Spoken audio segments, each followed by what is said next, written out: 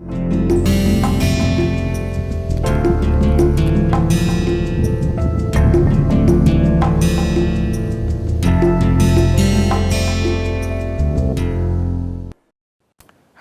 welcome to Basics of Finite Element Analysis. This is the fifth week of this particular course, and today is the third day in this week. In last class, what we had learned was how do we assemble all our element level equations and bring them to an assembly level. We will continue that discussion further, and what we will learn today is how do we impose boundary conditions on these equations. So, that is one thing we will learn, and second is we will do one more example in context of how to develop assembly level equations. So, these were our in the last class what we had seen, that these were our assembly level equations. This was the first equation at assembly level. The combo of second and third element equations was the second assembly equation, then this was the third equation, and this was the fourth equation.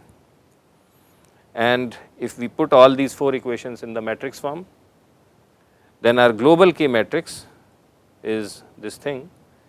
And you should note that in this global K matrix, we do not have a superscript term, because that whole superscript referred to the element number. So, all we have is K11, K12 and so on and so forth. And then we have this global vector for unknown constants, and then global force vector. So, that is there.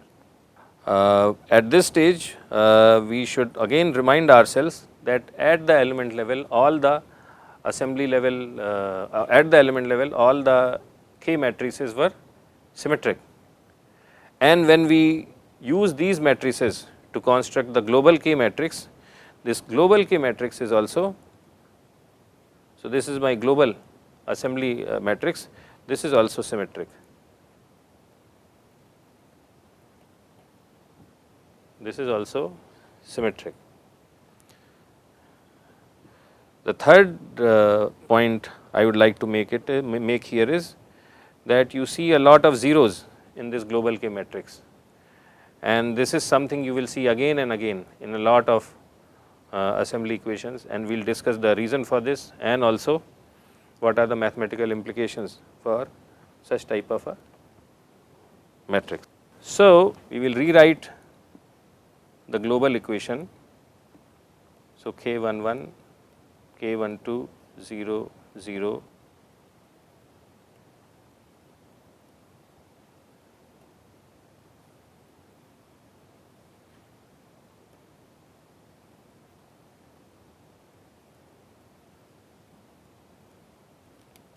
this term should be 0.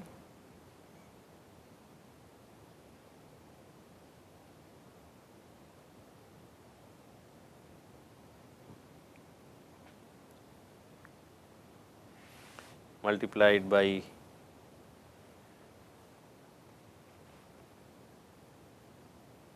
global degrees of freedom,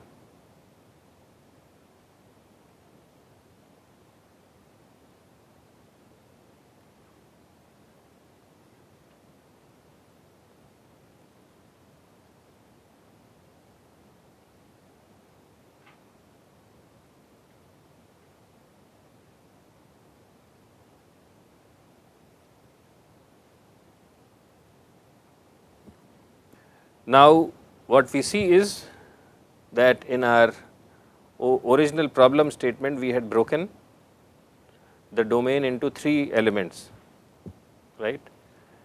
Node 1, node 2, node 3, node 4. So, there are 4 degrees of freedom, because each node is associated with one unknown, which is u. So, there are 4 degrees of freedom and we have 4 equations. So, this is the first thing. So, this is one. The second thing is, so this is the general problem.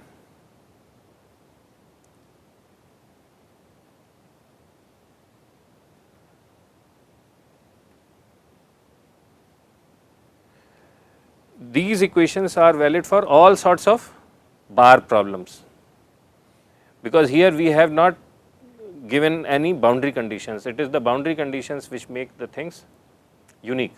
Okay. So, these are these are general equations for any one dimensional bar under compression or tension. We can construct K matrix, we can figure out what is F, and these are the Qs. In this general set of equations, how many unknowns we have? So, we have 4 U's which are unknown, and then we also have 2 Q's, they are also not known, Q1 and Q4. Everything else in this equation is calculated. So, we know everything, we know all the F's, we know all the K's, but what we do not know is U's and Q's. Okay. So, there are 6 unknowns and 4 equations. So, we have to get, so this will always be the case. If there is, if we have n nodes, we will always have n plus 2 unknowns, and those for a second order boundary value problem. In a second order boundary value problem, we will always have 2 extra unknowns, 2 extra unknowns. Okay. And we get the, so we need 2 extra conditions. We need 2 extra conditions so that we can solve all these 6 unknowns. So, those 2 extra conditions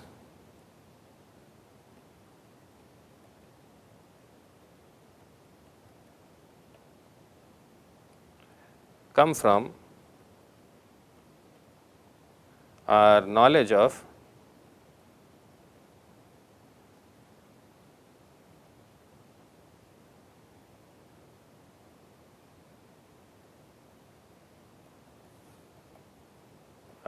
boundary conditions. In this particular case, we had said that there is a bar, right, and it is being exerted by some force, distributed force,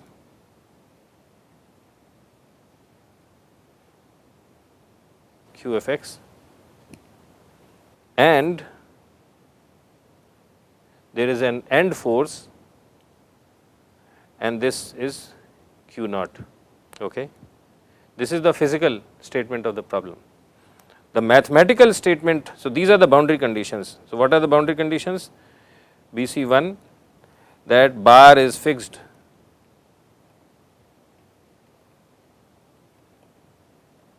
at x is equal to 0. This is my x coordinate. So, bar is fixed at x coordinates, x is equal to 0, and the second boundary condition is point load at x is equal to L. So, this is the physical meaning, right. Mathematically, we had specified 2 boundary conditions, which were these.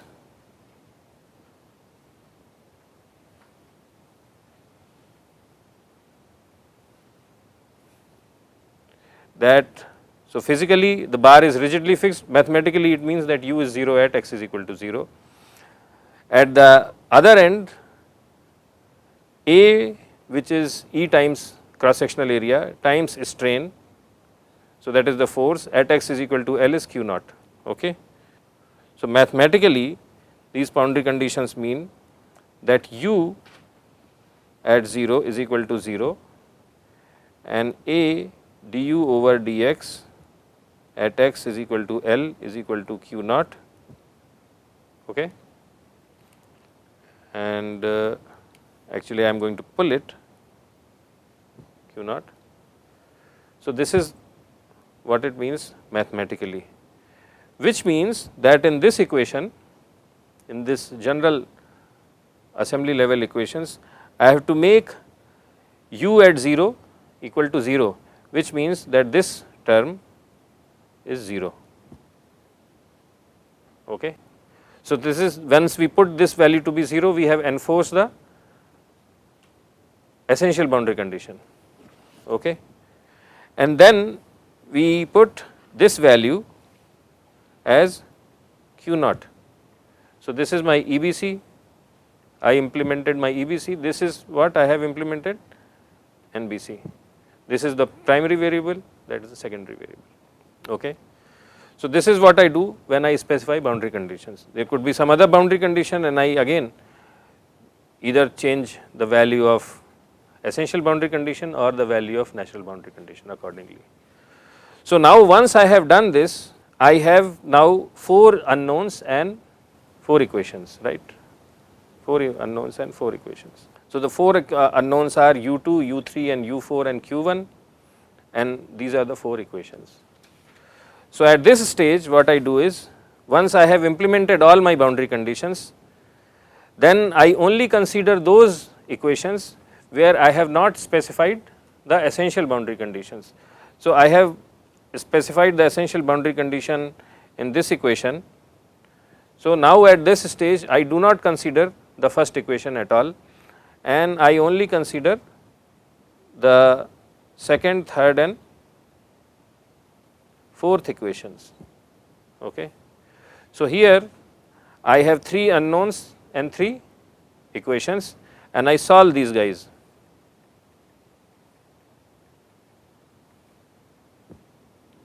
Okay. So, I have an assembly level equation n. Once I impose the boundary conditions, there is a condensed set of equations for which I have not specified u's. Okay. I only choose those equations, not the other ones where I have specified u's, and then I solve for u's. Okay. So, my next step is, once I have implemented the boundary condition, is that solve for u using condensed set of equations. Okay. Once I have solved for u's using condensed set of equations, then once I have done that, then solve for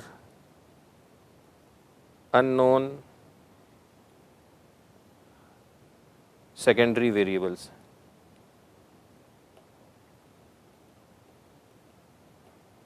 Okay. So, first is that we solve for u.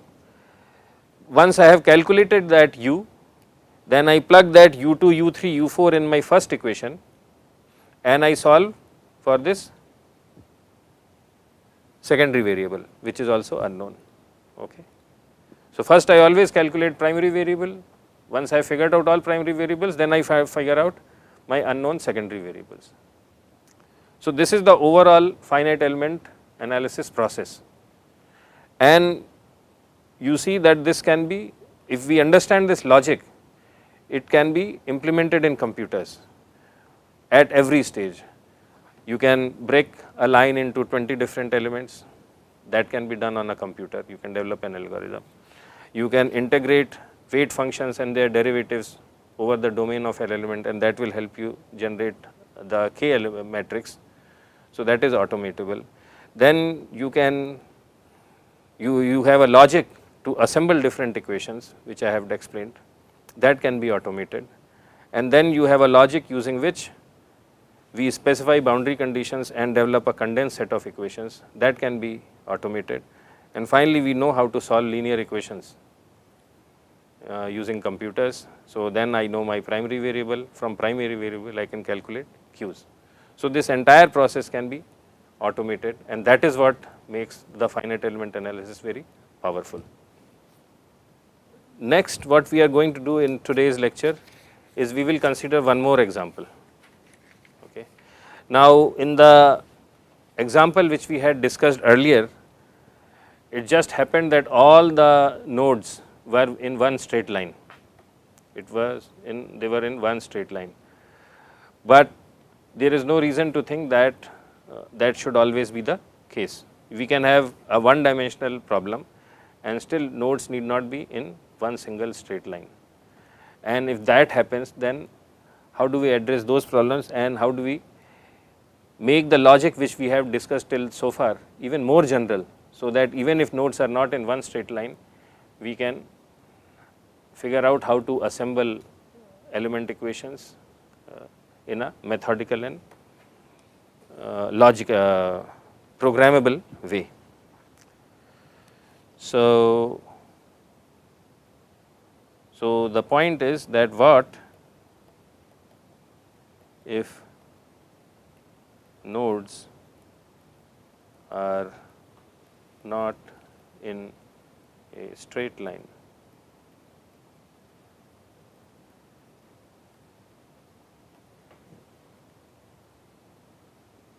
So, we will do an example for that.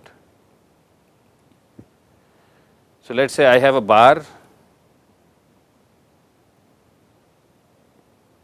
I have two bars, two elastic bars, and both these bars are connected with some rigid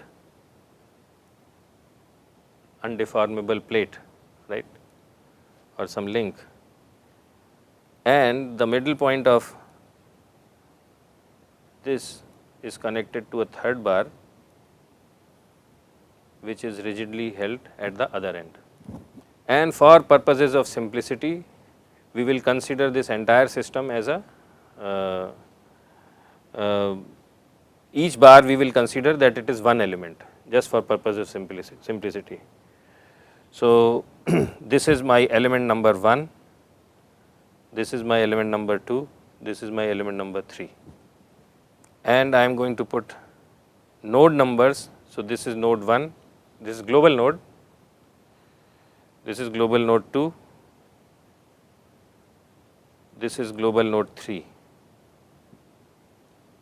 okay, which is same as this point 3, which is same as this point 3, and this is global node 4.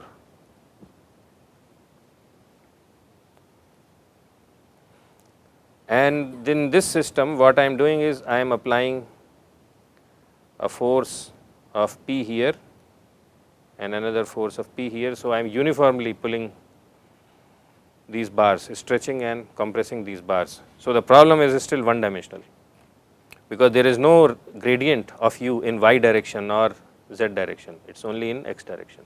Further, I say that this element length is h1 and this is equal to h2, and this element length is h3. So, we have 3 elements, each element has 2 nodes. So, at element level we will have a total of 6 equations, right, we will have a total of 6 equations. So, we will write down those equations. So, K11 times U1 plus K12 U2 equals F1 plus Q1, and all these parameters are related to the first element. So, I have a superscript 1, K12 U1 plus K12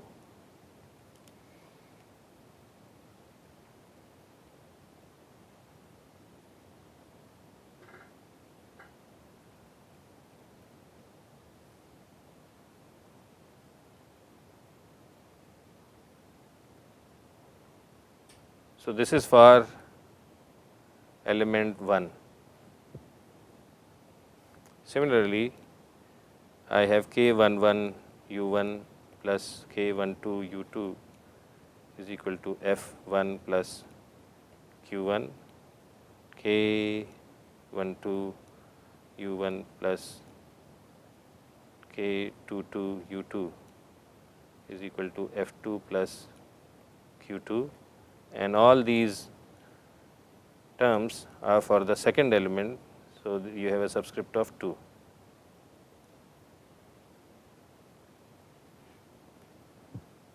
And for the third element, K1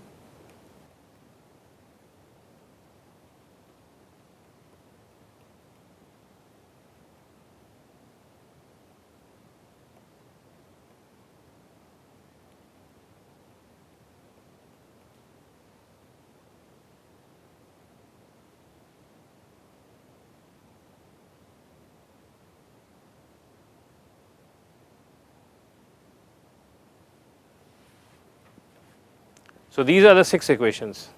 Okay. Now, we have to assemble them, we have to assemble them, and what we see here is that things are not in one straight line, right. There are some elements which are connected in parallel, there are some elements which are in series, but the laws of assembly are still the same. So, what are the continuity conditions?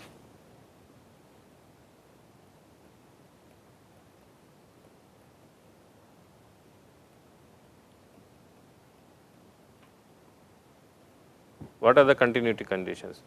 The continuity condition first is that U1 2 is equal to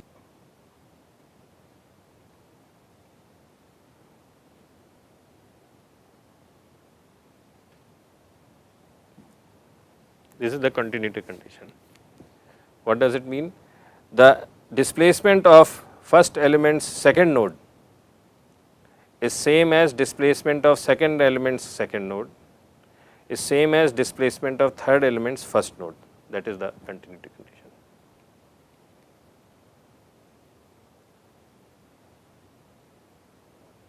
Yeah, okay. So, what that means is, excuse me, that I replace this variable, also this variable and this variable by U3 in the equations, right. The second thing is, so this is the continuity condition. The second thing is that I replace these by U1, these by U2 and these by U4, because 1, 2, 3, 4 which are marked in red, they are my global degrees of freedom. So, that is there. The second condition is that the force at node 3 will have 3 components, right. F 3 is equal to F 21 plus F 22 plus F 13, agreed, and the same thing is true for Q's also, same thing is true for Q's also. So, I have to add which equations? F12 which is this equation plus F22 which is this equation plus F31 which is this equation. These are the 3 equations I will add up, agreed. This is the force balance in this at this interface, agreed. So, once I add these 3 equations up, I get an overall K matrix times my global degrees of freedom U1, U2, U3 and U4, and that I get as some F matrix plus a Q vector. It just happens then in this case, okay, so this is the first case. In this case, is there any externally distributed force in the picture? There is no. So, when we will calculate the values of these F's, they will be 0. Where is force coming from? It is a point load at node 3, right. So, when I do this summation, Q3 is equal to Q2 1 plus Q2 2 plus Q1 3, this will be equal to 2p, because I am actually applying a point load which is equal to 2p at that particular node. So, this is one example where you apply a point load at a node. In that case, the sums of q's does not become 0, okay. Then it becomes whatever the force you are actually applying. If you are not applying any external forces, then internal forces will cancel out, they will balance each other and they will cancel out. But here I am applying an external force, and that is actually going to drive the displacement in the system. Okay. So, this is something I wanted to discuss, and this concludes our lecture for today. In the next lecture, we will continue this discussion and we will look at some other ways which are used to automate the assembly process. Thanks.